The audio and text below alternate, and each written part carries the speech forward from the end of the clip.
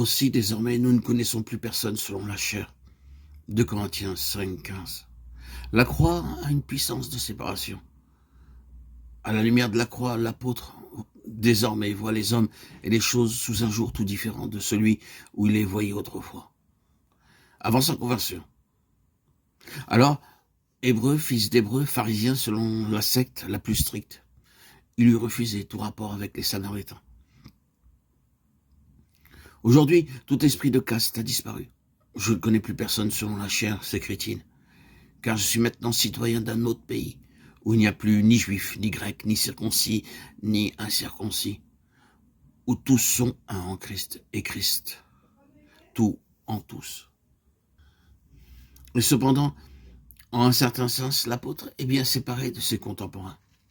Mais dans cette séparation n'entrait plus cet esprit d'exclusivisme pharisaïque, qui pensait ou même disait « n'approche pas, je suis plus saint que toi ».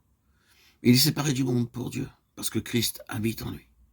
Mais vivant pour Dieu, il est en même temps plus près que jamais des autres hommes, car il voit en eux des âmes pour qui Christ était mort.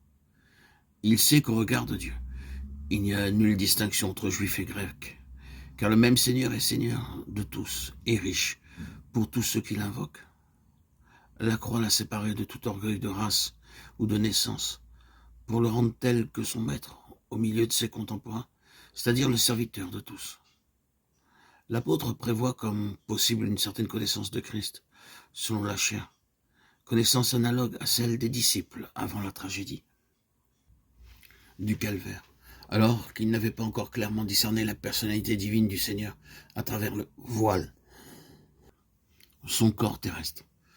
De cette connaissance toute superficielle du Christ, nous sommes aussi délivrés à la croix par l'action du Saint-Esprit en nous. Même si nous avons connu Christ selon la chair, dit Paul, nous ne le connaissons plus ainsi. Comme au jour de l'Église primitive, il est encore possible aujourd'hui de connaître Christ selon la chair, le Christ de l'histoire, sa vie, sa mort, sa résurrection, son ascension, connaissance toute extérieure, toute intellectuelle, qui reste sans répercussion, sans puissance sur la vie. Quiconque est crucifié avec le Seigneur ne peut plus le connaître ainsi. Le Saint-Esprit lui a révélé le ressuscité, le vivant, la puissance de résurrection a transformé sa vie. Il est une nouvelle créature. Si donc quelqu'un est en Christ, il est une nouvelle créature. 2 Corinthiens 5, 17. Le premier mot des versets 16 et 17 est identique dans l'original et généralement traduit aussi. Et si donc?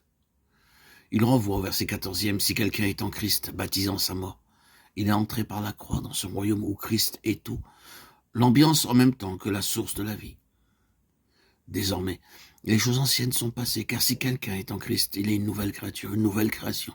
En Christ, il ne peut être question d'amélioration ou d'une culture de la vieille nature.